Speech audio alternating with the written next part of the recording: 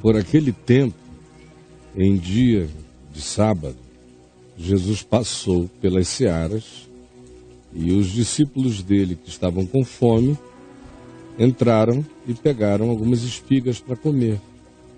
Então os fariseus religiosíssimos, vendo isso, legalistas, moralistas, disseram a Jesus: olha aí, os teus discípulos fazem o que não é lícito fazer em dia de sábado.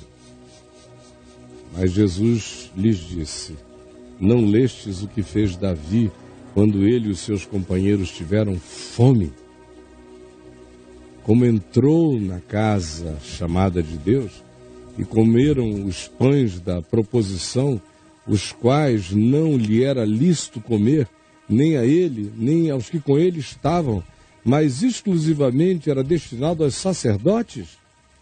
Ou não lestes na lei que aos sábados os sacerdotes no templo violam o sábado, trabalhando e ficam sem culpa? Pois eu vos digo, eis aqui, quem é maior do que o templo? Quem é maior do que o templo? E Jesus faz um corte. Só não entende quem não quer entender. Eu poderia falar horas sobre esse corte, mas eu quero me concentrar exclusivamente numa diferenciação que aparece aqui também. Aqui você tem Jesus usando a seguinte lógica.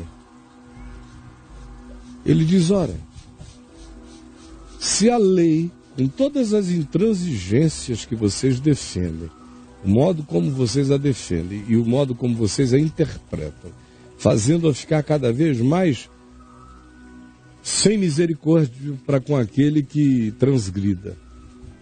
Se essa mesma lei abre o precedente, ela tem cláusulas de graça, de precedente, para que os sacerdotes, os que têm que trabalhar no sábado, porque é o dia em que todos param para descansar no judaísmo.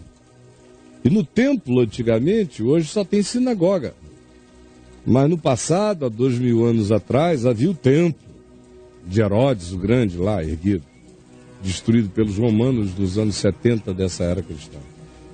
Pois bem, o templo estava lá. E ele era imenso. E ele era um dos maiores shoppings de serviço religioso do planeta. Era o lugar para onde todo mundo deveria ir, subir a Jerusalém para adorar, o único lugar aonde os judeus queriam que Deus fosse oficialmente celebrado era no templo e em Jerusalém, e era o único lugar onde sacrifícios eram permitidos. Qualquer sacrifício de animais feito fora do templo de Jerusalém era considerado algo pecaminoso, porque era feito por mãos leigas e não por mãos sacerdotais no lugar consagrado.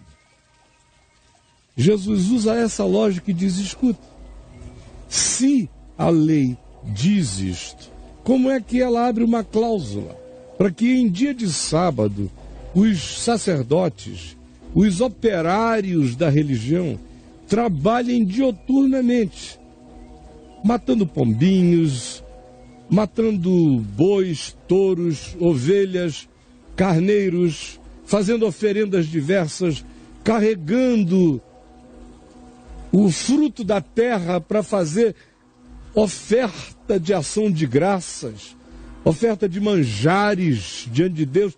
Um trabalho enorme que não cessava. Era um fluxo contínuo, imolando. Cada um trazia o seu animal para o abate. Ou de acordo com a expectativa do seu ser, ele escolhia um sacrifício apropriado a oferecer. Era uma grande atividade. Jesus chega e diz: escuta, vocês não veem ou não querem pensar que isso não é absoluto? É o que Jesus está dizendo. Que esta não é uma lei absoluta. As coisas absolutas não fazem concessões a ninguém. Você conhece concessão para a lei da gravidade? Não, tanto faz se é o mendigo ou é o Bill Gates. Pisou fora da laje, já era. Essa é uma lei absoluta. Agora, a lei do templo, a lei do culto, as leis de Moisés, a maior parte delas eram leis totalmente circunstanciais, como se veio a entender depois o que Jesus estava dizendo, caíram em obsolescência e foram liquidadas, tiveram um golpe de misericórdia na cruz, como Paulo diz em Colossenses no capítulo 2. Pois bem, a lógica de Jesus é essa, olha, se o que a lei propõe traz e faz uma concessão para que pessoas violem o sábado trabalhando como umas mulas em favor do próximo, e isso não é considerado culpa. Prova disso é que nenhum deles tem crise de culpa e nem se sente culpado e nem faz sacrifícios pelo fato de ter trabalhado. É ou não é assim? Eles não ficam sem culpa porque acham que fizeram o que era certo, é o que Jesus diz. Pois olhem bem para mim. Eis aqui quem é maior do que esse templo, do que esse negócio inteiro, sou eu. Isso é um choque, né? É um choque hoje, quando eu digo que Jesus tem que ser a nossa chave hermenêutica para interpretar as Escrituras. Imagina você ser um judeu doido, fanático. Na sua cara alguém dizer isso. Alguém a quem você foi repreender. Dizendo, olha, os teus discípulos estão pegando espilhas em dias de sábado, estão comendo nas beiras e nos cantos das propriedades, conforme a lei dizia, mas dia de sábado não. Aí Jesus disse, vamos parar de palhaçada. Você acha que isso é uma lei absoluta? O que vem na frente? É a fome deles ou é a contemplação de qualquer que seja a legislação? Agora, só para pensar com as lógicas de vocês, olha só, a religião ensina isso e cria um parêntese de concessão para aquele que é forçado a trabalhar, e esse indivíduo não fica culpado. Vejam se os meus discípulos têm que prestar contas de culpa a quem quer que seja. Eu disse, vão e comam, olhem quem está aqui, eu sou maior que o sábado, eu sou maior que a religião, eu sou maior que o templo, eu sou maior que tudo. Eles estão sob mim não terão culpa, não terão culpa. Se a concessão da religião apazigua as consciências para viver em sua relatividade, quanto mais aquele que tira o pecado do mundo e que diz, eis aqui quem é maior que o templo, não é o que me cobre, ele é exatamente aquele que me cobre, que cobre você, que cobriu a todos nós, sob cuja cobertura nós vivemos, existimos e respiramos. É nele que a minha culpa foi coberta. Toda ela. Nesse que diz, olha aqui, se a religião faz concessões e afirmações que caem psicologicamente de maneira apaziguadora na consciência de um indivíduo neurotizado pela lei, e ele não se sente culpado, imagina se os meus discípulos não têm qualquer culpa.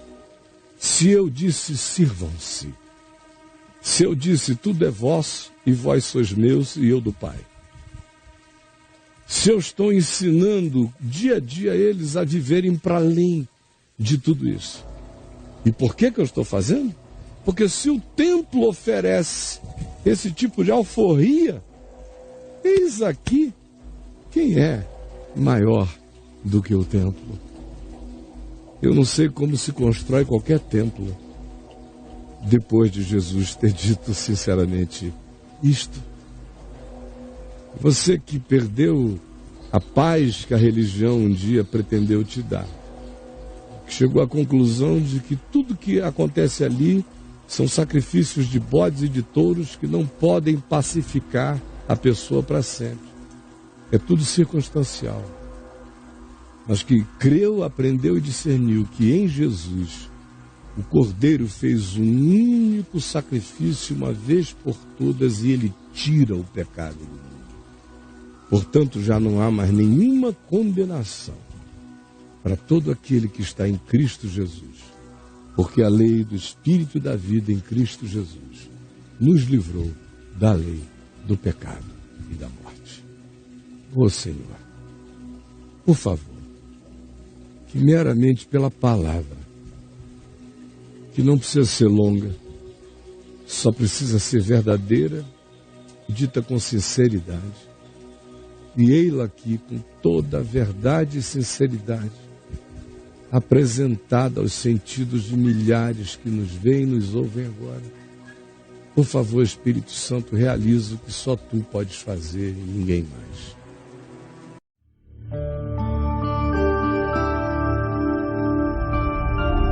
Vem IVTV, o canal é você.